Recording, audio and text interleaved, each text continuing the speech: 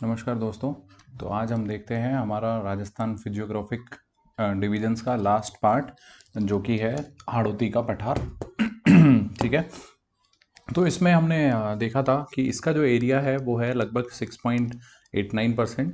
ठीक है। और इसमें जो जनसंख्या रहती है दैट इज़ 11%। राजस्थान का कुल लगभग 7% एरिया है और यहाँ पे 11% जनसंख्या रहती है। और इसमें 4 ज़िले पड़ते हैं, वो एक बार अपन मैप पे देख लेते हैं। देखिए कौन कौन से 4 ज़िले हैं। ये वाले यहाँ से चालू करते हैं। ये बूंदी, ठीक है, कोटा, बारा और ये आपका झालावाड़। तो ये जो है ये है आपका चौथा, जिसको आप बोलते हो हाड़ौती का पठार। ठीक है, और हाड़ौती प्लेट्यू। ओके। अच्छा। यहाँ पे देखिए ये एमपी है और यहाँ पे जो पठार है उसका नाम है मालवा पठार। ठीक है, मालवा का पठार। और यहाँ पे पड़ती हैं पहाड़ियाँ कौन सी? विंध्यन की पहाड़ियाँ। ठीक है, विंध्या हिल्स, विंध्यन हिल्स। ये विंध्यन हिल्स जो है ये एमपी से लगभग झारखंड तक जाती है। ठीक है। तो ये विंध्यन हिल्स हैं। तो ये जो ये वाला खाली झालावाड़ का पार्ट छोड़ दे नीचे वाला, तो ये तो माना जाता है मालवा का ही विस्तार। ठीक है, झालावाड़ वाला हिस्सा। और ये जो बाकी 3 हैं इनको माना जाता है विंध्यन का विस्तार। ठीक है। तो इसी हिसाब से हम जो है इस भाग को 2 भागों में बांट देंगे। ठीक है, आगे देखते हैं। तो हाड़ौती के पठार के बारे में पहले पढ़ते हैं। ये देखो सबसे छोटा राजस्थान का भौगोलिक भाग है, 4 भागों में सबसे छोटा यही है। अच्छा, इसका जो निर्माण हुआ था वो मेसोजोइक एरा है। मेसोजोइक एरा उसके क्रिटेशियस पीरियड में हुआ। ठीक है, तो ये क्रिटेशियस पीरियड में हुआ है। अच्छा, यहाँ पे अपन ने देखा था गोंडवाना लैंड था, तो गोंडवाना लैंड से ही बना है ये। अच्छा, उसमें भी अगर अपन भारत की बात करें तो ये भारत है। तो भारत में ये जो है ये है दक्षिण डेक्कन का पठार, जिसको आप बोलते हो डेक्कन का पठार।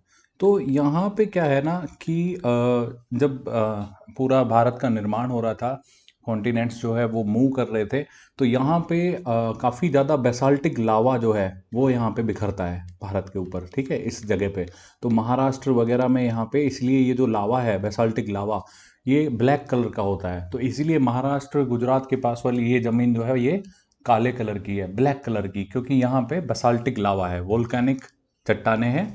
तो उसी का ही छोटा सा हिस्सा जो है इसको माना जाता है अपने इसको। ठीक है, इस भाग की जो हाड़ौती का जो ये भाग था, ये वाला। ठीक है, ये वाला। तो इसको भी वोल्केनिक या फिर आपके जो है वोल्केनो को आप बोलते हो वोल्केनो को आप बोलते हो ऐसा पहाड़ जिसमें से लावा निकलता है। ठीक है, तो उसमें से ही इसी का ओरिजिन हुआ है। अच्छा, अपन ने एक बात करी थी बहुत पहले, पिछले लेक्चर्स में मैंने आपको बताया था 3 तरह की चट्टानें होती है। एक होती हैं आग्नेय चट्टानें। ठीक है, आग्नेय। दूसरी होती हैं आपकी सेडिमेंट्री, इनको बोलते हैं इग्निशियस। ठीक है, दूसरी होती है सेडिमेंट्री और तीसरी होती है आपकी मेटामॉर्फिक। मेटामॉर्फिक। तो आग्नेय चट्टानों की अगर बात करें तो जो ये मान लो जमीन में से कहीं से लावा निकल रहा है। ठीक है, ये लावा निकला, तो ये लावा जो निकलता है, जो निकल के ये लावा जमता है, तो ये होती हैं आपकी आग्नेय चट्टानें। इन्हीं को आप प्राथमिक चट्टानें भी बोलते हो, आग्नेय चट्टानें। ठीक है। तो ये जो लावा है ये 2 तरह से जमता है। एक तो जैसे ये ज़मीन थी, ज़मीन के अंदर ही कहीं पे जम गया बहुत सारा। ठीक है। और एक जो है ज़मीन के ऊपर आकर कहीं पे ये धीरे धीरे ठंडा होके जम गया। ठीक है, तो ये एक तो हुआ बाहरी, एक हुआ ये अंदरूनी। ठीक है, तो ये जो है बेसाल्ट प्रकार की हैं और बेसाल्ट जो है वो बाहरी चट्टान होती है। ठीक है, अगर ये बाहर जम गया तो ये बेसाल्ट टाइप की चट्टान होगी। ठीक है, और अगर ये अंदर जम जाता है तो उसको अपन ग्रेनाइट बोलते हैं। ठीक है। अच्छा, आपने देखा होगा अपन ने जब पढ़ा था अरावली, तो वहाँ मैंने बोला था कि ये ग्रेनाइटिक चट्टानों से बना हुआ है। तो वो ग्रेनाइटिक जो है वो यही है। जो प्राथमिक चट्टानें हैं, जो आग्नेय चट्टानें, वो अंदर अगर जम जाती है मिट्टी के तो वो बन जाती है ग्रेनाइट रॉक्स। तो अरावली में बहुत सारा ये ग्रेनाइटिक रॉक्स हैं। ठीक है। अच्छा, इसके बाद अपन बात करते हैं, चूंकि वोल्केनो से इसका क्या हुआ है, निर्माण हुआ है, ज्वालामुखी बोलते हैं वोल्केनो को हिंदी में। तो इसीलिए यहाँ की मिट्टी कैसी होगी? काली मृदा, या इसी को बोलते हैं रेगुर सोल, रेगुर मिट्टी।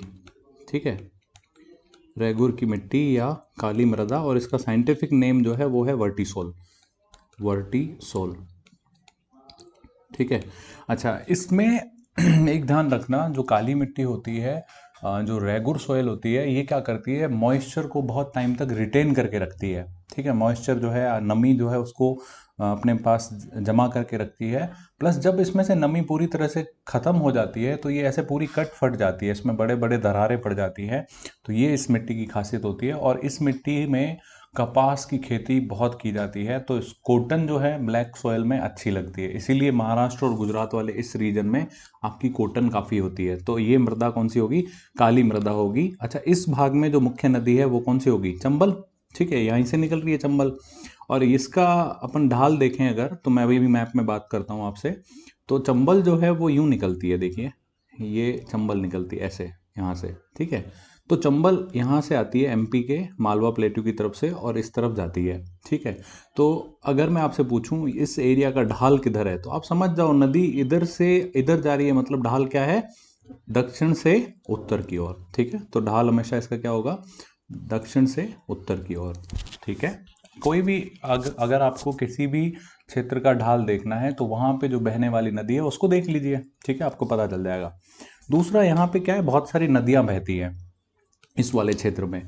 तो यहाँ पे सबसे अधिक जल के द्वारा अपर्दन होता है। ठीक है, इरोजन बहुत ज़्यादा होता है, वाटर जो रिवर इरोजन है वो यहाँ पे काफ़ी ज़्यादा है। ठीक है, ये हो गया, इसकी बात कर ली अपन ने। नदियों में जैसे अगर यहाँ पे आप बात करोगे तो एक तो है सबसे मेन जिसका नाम है चंबल। ठीक है, चंबल हो गई। चंबल में ही फिर आपकी यहाँ आके मिलती है काली सिंध, ये पार्वती हो गई। ठीक है, ये काली सिंध हो गई। फिर काली सिंध में भी दो होती है, एक ये परवान हो गई, परवन। ठीक है, एक हो गई आपकी आहू। तो ये काफ़ी सारी नदियाँ सारी इसी क्षेत्र में बहती हैं। ठीक है, तो इस क्षेत्र में बहुत सारी नदियाँ बहने के कारण यहाँ पे जल के द्वारा अपर्दन बहुत ज़्यादा होता है। ठीक है, अब अपन ने देखा कि अपन ने जो ये साउथ ईस्ट प्लेन या फिर हाड़ौती जो था, हाड़ौती, इसको किस में भागा था, दो भागों में बांट दिया।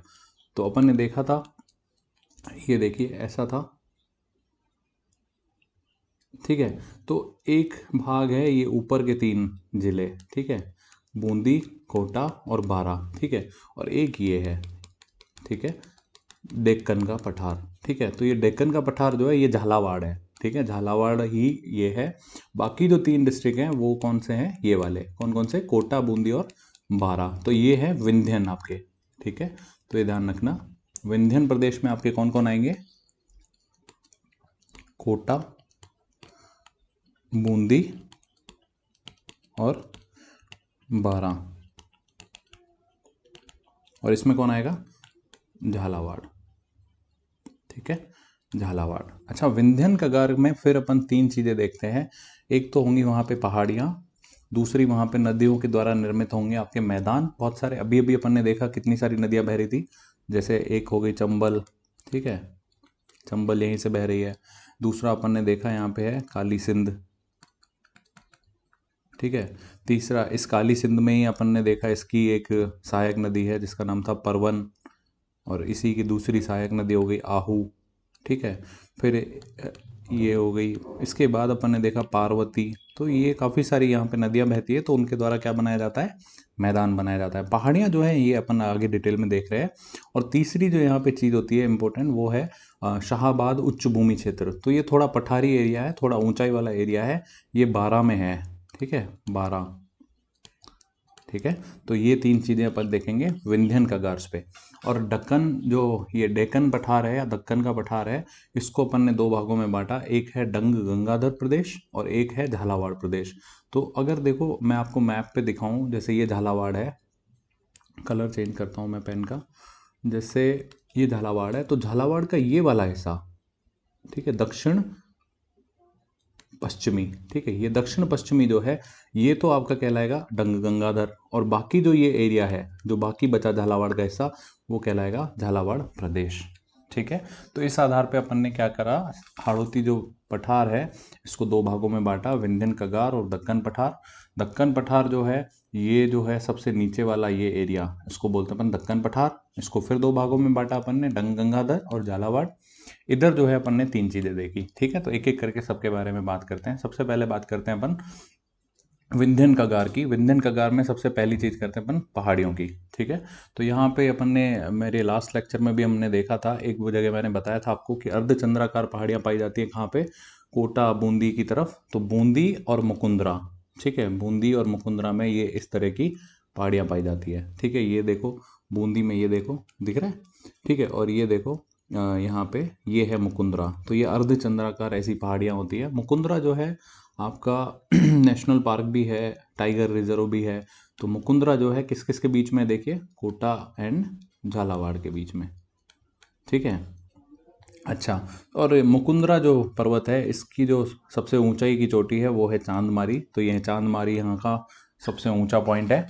इसके बाद एक तो पहाड़ियाँ हो गई अर्धचंद्राकार, दूसरे तरह की जो पहाड़ियाँ हैं वो है घोड़े की नाल जैसी। तो घोड़े की नाल जैसे देखिए, यहाँ देखिए 12 जो है उसमें ऐसे घोड़े के नाल जैसी पहाड़ियाँ पाई जाती हैं। और उसमें भी एक एरिया है जिसका नाम है रामगढ़। ये रामगढ़ वही है जहाँ पे अभी इसको जियो हेरिटेज साइट, जियो भू विरासत स्थल के रूप में घोषित किया गया है, भारत का पहला। ये रामगढ़ को क्यों किया गया है, क्योंकि यहाँ पे क्या है, एक क्रेटर लेक है। क्रेटर लेक मैंने पिछले वीडियो में भी समझाई थी, फिर से मैं समझाता हूँ। क्रेटर लेक बनने के दो तीन कारण होते हैं। जैसे एक सबसे जो कॉमन है वो ये कि जैसे ये ज्वालामुखी है, अगर ये फटा तो ये जो दीवार है इसकी, ये टूट के अंदर गिर जाती है। कैसे, देखिए ऐसे, ये दीवार ऐसे टूट के अंदर आ जाती है।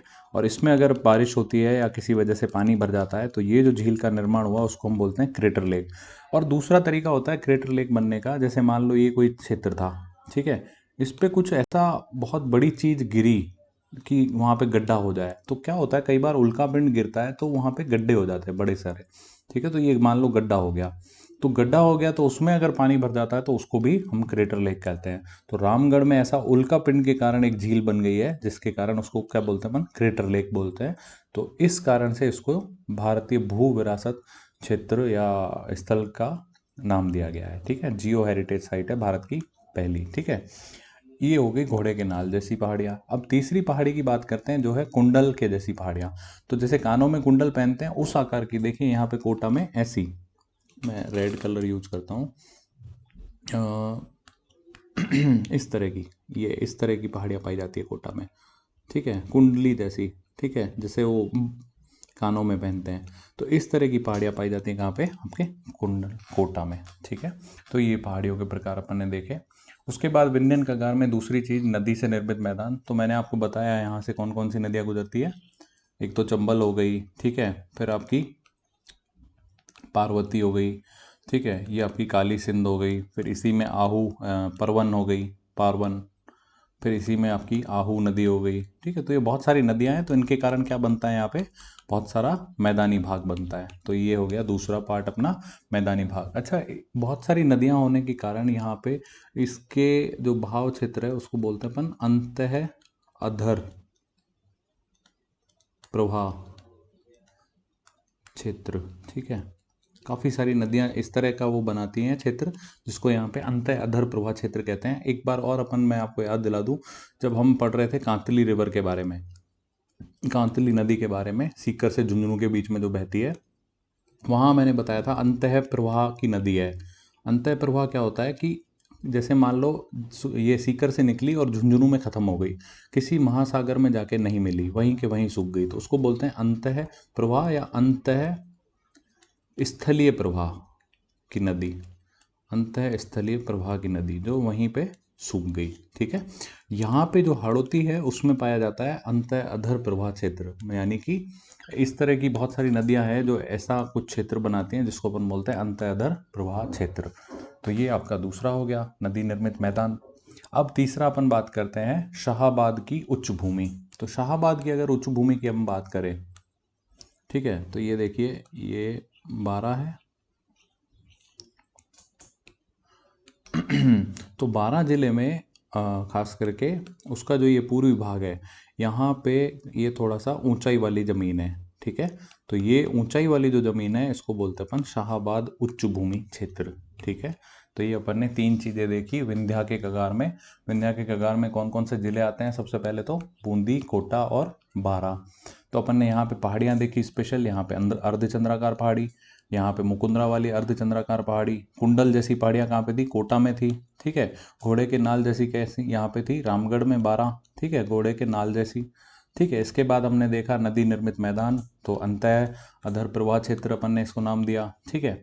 इसके बाद अपन ने लास्ट देखा शाहाबाद उच्च भूमि क्षेत्र, ये पहाड़ा के पूर्वी भाग में, क्योंकि ये थोड़ा ऊंचाई पे बसा हुआ है तो इसको क्या बोलते हैं अपन, उच्च भूमि वाला क्षेत्र, ठीक है।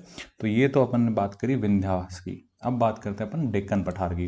तो डेक्कन जो पठार है, या इसको ये वाला जो देखिए झालावाड़ है, इसको अपन बोलते हैं दक्षिण, ये डेक्कन का पठार उससे बना हुआ है ये, ठीक है, झालावाड़।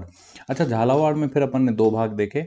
एक तो अपन ने देखा डंग गंगधर प्रदेश, तो ये देखिए कौन सा भाग है, दक्षिण पश्चिमी, ये वाला जो हिस्सा है, ठीक है, इसका ये वाले हिस्से को अपन बोलते हैं डंग गंगाधर प्रदेश, ठीक है। और बाकी जो झालावाड़ का हिस्सा बचा उसको बोलते हैं अपन झालावाड़ प्रदेश, ठीक है। तो ये उत्तरी पूर्वी वाला जो है, ये वाला, ये कहलाता है आपका झालावाड़ प्रदेश।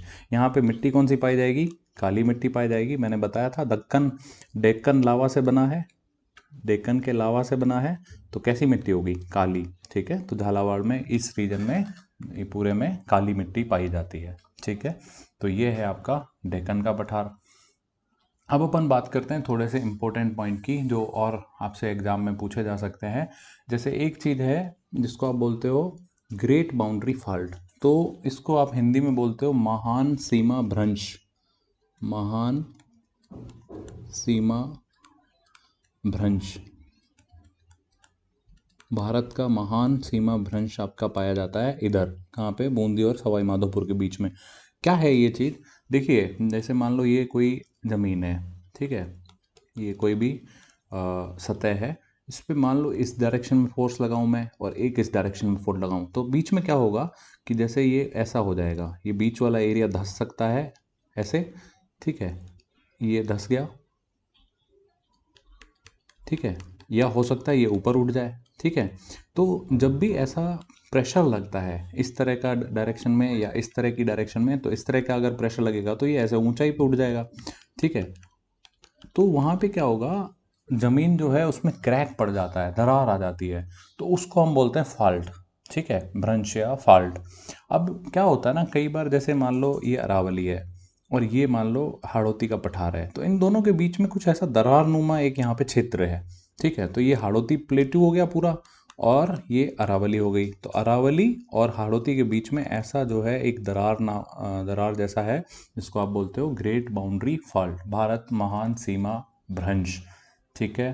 तो ये कहाँ पे पाया जाता है, ध्यान रखना, ये जो है ये पाया जाता है सवाई माधोपुर और बूंदी के बीच में, ठीक है। किस किस के बीच में, ये अरावली और हाड़ौती के पठार के बीच में, ठीक है। तो एक चीज़ आपको ये ध्यान रखनी है, अगर वो आपसे पूछता है भारत का महान सीमा भ्रंश राजस्थान के किस भौगोलिक प्रदेश में आता है, तो ये कौन सा भौगोलिक प्रदेश है, ये वाला है हाड़ौती के पठार, ठीक है। तो ये ध्यान रखना।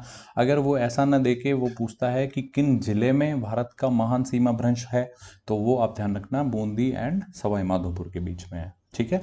अच्छा, दूसरा यहाँ पे एक चीज़ और अपन बात कर लेते हैं, जब इसकी बात निकली है, तो ये जो है ना, जैसे ये अरावली है, ठीक है, और यहाँ पे ये जो है पठार क्षेत्र है, कौन सा वाला, ये हाड़ौती का पठार है, इसके बीच में कहीं पे यहाँ पे ये ऐसा दरार जैसा बहुत गहरा खाई नुमा टाइप है। तो मान लो तो यहाँ देखिए ध्यान से समझिए, तो चंबल नदी जब यहाँ प्रवेश करती है, ऐसे चंबल नदी जो है यहाँ से देखिए, इस डायरेक्ट मैप में दिखाता हूँ, ये प्रवेश करती है आपकी चित्तौड़गढ़ से, ठीक है, चित्तौड़गढ़, कोटा, बूंदी, सवाई माधोपुर ऐसे घुसती है।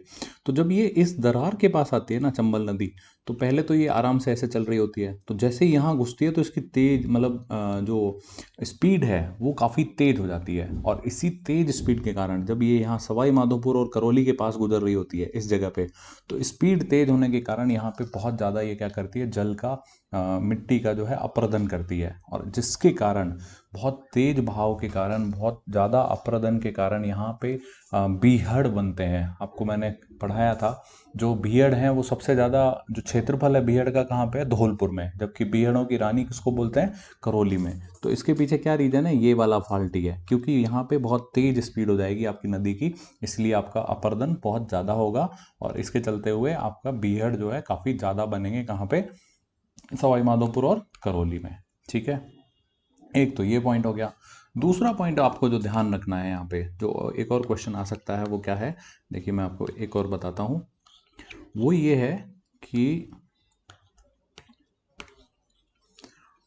है कि अगर आपसे मैं पूछूं कि अरावली जो है कहाँ से गुजरती है, अगर आप अरावली देखोगे राजस्थान में तो वो यूं है,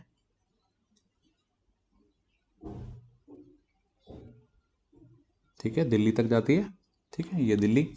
अच्छा, यहाँ से ध्यान रखना आप कि अरावली जो है हमने उसको 3 भागों में बांटा था, याद होगा आपको, ऊंचाई के आधार पर। ठीक है, ये मध्य था और ये सबसे नीचे वाला था। ठीक है, तो ऊंचाई के आधार पर अपन ने 3 भागों में बांटा, ये मध्य, ये उत्तर और ये दक्षिणी। जब आपको मैंने बताया था, ये बताया था कि जब आप दक्षिण से उत्तर की ओर जाओगे तो हाइट क्या होती जाएगी, कम होती जाएगी। ठीक है, और अरावली का सबसे कम विस्तार कहाँ पे, मध्य अरावली में। ठीक है, याद होगा आपको।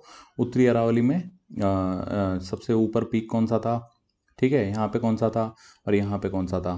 ठीक है, यहाँ पे था रघुनाथगढ़, ये आपका टॉडगढ़, और ये आपको याद होगा कौन सा था, गुरु शिखर। ठीक है, अच्छा वो सब ठीक है। अब अपन बात करते हैं कि अगर मैं आपसे पूछूं कि अरावली जो है उसको बीचों बीच अगर मैं कहीं काटूं तो वो कौन सा डिस्ट्रिक्ट होगा जहाँ पे अरावली का मध्य पॉइंट होगा। तो यहाँ ध्यान रखना, अजमेर मत बताना। अजमेर जो है वो मध्य भाग में है, लेकिन वो ऊंचाई के आधार पर था। अगर मैं अरावली को वैसे देखूं ऐसे, तो उसका सबसे मध्य बिंदु पड़ता है सवाई माधोपुर के पास। ठीक है, ये आपको ध्यान रखना है। ठीक है, अगर आप अरावली को ऐसे सीधी कर दोगे यूं, ठीक है, तो उसका मध्य पॉइंट कौन सा पड़ेगा आपका, सबसे सवाई माधोपुर में। ठीक है, ये आपको ध्यान रखना है, ये ऊंचाई के आधार पर था। ये जो आप कह रहे हो मध्य में, अगर आपको लग रहा है, डाउट है कि अजमेर होगा मध्य में, तो अजमेर नहीं है। अजमेर जो है वो मध्य अरावली बोला जाता है, क्योंकि वहाँ पे हाइट जो है वो कम हो गई थी और विस्तार कम हो गया था, ऊंचाई के आधार पर बांटा था। लेकिन अगर आप एग्जैक्टली बीच वाला पॉइंट अगर मैं आपसे पूछूं कि अरावली बीचों बीच अगर आप काटो तो कौन से डिस्ट्रिक्ट में पड़ेगी, वो सवाई माधोपुर में। तो अरावली का जो मध्य बिंदु होगा वो कौन सा होगा, मध्य बिंदु वो होगा आपका सवाई माधोपुर। एक और चीज़ आप यहाँ पे देखिए, सवाई माधोपुर में इम्पोर्टेंट जो है वो क्या हो सकती है, एक और ये हो सकती है कि अगर मैं आपसे पूछूं कि कहाँ पर आपका अरावली और विंध्यंस जो पर्वत है वो एक दूसरे को 90 डिग्री पे मिलते हैं। ठीक है, तो वो भी कहाँ मिलते हैं, सवाई माधोपुर में। तो कैसे मिलेंगे वो अगर मैं आपको दिखाऊं, तो यहाँ से गुजर रही होती है आपकी अरावली, ठीक है, ये सवाई माधोपुर से, और यहीं पे है आपका ये विंध्यन पर्वत। तो इस जगह पे लगभग 90 डिग्री का कोण बनेगा, किस किस के बीच में, अरावली और विंध्यास के बीच में। ठीक है, तो अरावली और विंध्यास 90 डिग्री का कोण कहाँ बनाएंगे, 90 डिग्री का कोण वो भी कहाँ बनाएंगे, सवाई माधोपुर में। एक और ये चीज़ आपको ध्यान रखनी है। एक और तीसरी और लास्ट चीज़ मैं आपको बताऊं तो ध्यान रखिएगा, अगर मैं आपसे चलो क्वेश्चन पूछता हूँ एक कि विंध्यास जो मुकुंदरा के पर्वत हैं ये किसका विस्तार माना जाएगा, मालवा के पठार का या विंध्यास के हिल्स का। तो ध्यान रखना, अपन ने विंध्यास में 3 डिस्ट्रिक्ट पढ़े थे, कोटा, बूंदी, बारा। तो मुकुंदरा कहाँ पड़ता है, कोटा और झालावाड़ के बीच में। ये जो पर्वत हैं ये किसका विस्तार माने जाएंगे, विंध्यास का विस्तार माने जाएंगे। ठीक है, ध्यान रखना ये वाली चीज़, ये वाला विंध्या का ही विस्तार है ये। लेकिन झालावाड़ जो जिला है ये पूरा कौन सा है, ये मालवा का विस्तार माना जाता है। अब अपन एक इंपॉर्टेंट चीज पढ़ते हैं, अरावली के आसपास आपने देखा था कौन सी मिट्टी होगी, लाल कलर की मिट्टी। ठीक है, रेड सॉयल। अरावली के पास जो है कौन से कलर की सॉयल होती है, रेड सॉयल। और जबकि जो हाड़ौती का पठार है, ठीक है, यहाँ पे कौन सी सॉयल होती है, हाड़ौती के पास, अभी अपन बात कर रहे हैं उसकी, तो हाड़ौती के पास कौन सी होती है, काली मृत, ब्लैक सोयल, काली मिट्टी। ठीक है, तो ये वाला जो रीजन है जहाँ पे अरावली, जहाँ पे आपकी विंध्यन और हाड़ौती ये मिलते हैं, तो एक जगह की लाल मिट्टी है, एक जगह की जो है बिल्कुल ब्लैक मिट्टी है, और एक जगह की थोड़ा इन दोनों का मिक्सचर कलर का होगा। तो अगर मैं आपको कहूँ कि रंगीली पहाड़ियों वाला कौन सा क्षेत्र है, तो अगर मैं आपसे पूछूं कि ऐसा कौन सा क्षेत्र है राजस्थान में जहाँ पे रंगीली पहाड़ियाँ पाई जाती हैं, तो रंगीली पहाड़ियाँ क्यों कहते हैं, क्योंकि इसके पास जो रंग होगा लाल होगा अरावली के पास, हाड़ौती के पास ब्लैक होगा, और ये जो विंध्यन है उसके पास थोड़ा सा ब्लैक से हल्का सा ऊपर होगा। तो ये तीनों मिक्स होती हैं एक जगह पे। तो ये भी कौन सा क्षेत्र होगा, सवाई माधोपुर। और उसमें भी अगर मैं एग्जैक्ट बात करूं तो वो होगा रणथंभौर। ठीक है, तो वो होगा आपका रणथंभौर। ठीक है, तो ये क्वेश्चन जो है आपके यहाँ पे बनते हैं, जो बन सकते थे। ठीक है, इसके अलावा अगर मैं आपसे बात करूं एक और चीज़ की, तो वो ध्यान रखना, भारत जो है, भारत में टोटल अगर मैं बात करूं, जैसे ये इंडिया है,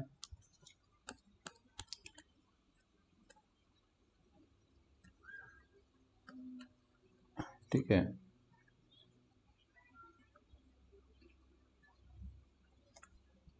ठीक है, ये इंडिया है। तो इंडिया में मेन जो है देखो, एक यहाँ पे है नॉर्थ में, कौन है आपके, नॉर्थ हिल्स। तो नॉर्थ हिल्स में कौन आते हैं आपके, हिमालयाज। फिर ये आते हैं भारत के महान प्लेन्स, ठीक है, मैदानी भाग। फिर ये आता है आपका पूरा दक्षिण का पठार, जिसको आप बोलते हो प्रायद्वीपीय पठार। और फिर आते हैं आपके ये तटीय क्षेत्र जो यहाँ पे हैं, तट दोनों, एक है वेस्टर्न घाट, एक है आपका ईस्टर्न घाट। अब राजस्थान में बात करते हैं कि इनमें से क्या क्या मौजूद है। तो देखिए राजस्थान है ये वाला, ये वाला। तो इसमें देखिए दो चीजें क्लियरली आप देखिए कि एक तो है ये महान प्लेन्स आपके, और एक है आपके प्रायद्वीपीय पठार। लेकिन यहाँ पे ध्यान रखना, ना तो राजस्थान में उत्तर वाले ये पर्वत हैं, और ना ही राजस्थान में ये तटीय क्षेत्र हैं। ठीक है, तो अगर मैं आपसे पूछूं राजस्थान में क्या क्या है जो भारत में है, तो आप बस दो ही चीजें बोलोगे, एक तो मालवा ये प्रायद्वीपीय पठार, प्रायद्वीपीय पठार, और दूसरा आप क्या बोलोगे, आपके महान प्लेन्स, महान मैदान। ठीक है, भारत के महान मैदान। ठीक है, तो भारत में बस ये दो ही चीजें हैं, उत्तरी पर्वत नहीं है। ठीक है, आपको अगर मैं ये भी अगर खुल के बताऊं, तो महान मैदान जो है वो उसमें से आपके बने हैं कौन से, पूर्वी मैदान, जो राजस्थान के पूर्वी मैदान है। आपको याद होगा मैंने बताया था कि ये कैसे बने हैं, गंगा और जमुना की मिट्टी से मिलकर के बने हुए हैं। ठीक है, अच्छा, इसके बाद अगर प्रायद्वीपीय पठार से मैं बात करूं, तो प्रायद्वीपीय पठार से ही आपकी बनी हुई है अरावली, और इसी से अभी अपन देख रहे हैं क्या बन रहा है, हाड़ौती। ठीक है, ये भी इसी से बनी हुई है। तो इस तरह से जो है आपके पास ये भारत के ये दोनों चीज़ें नहीं है, ना तो नॉर्थ हिल्स हैं अपने पास और ना ही तटीय प्रदेश है। ठीक है, तो ये आपको ध्यान रखना है। ओके, चलिए आज के लिए इतना ही। आगे जो क्लास होगी हमारी उसमें हम मिलते हैं और फर्दर बात करते हैं। ओके, तब तक के लिए जय हिंद, जय भारत।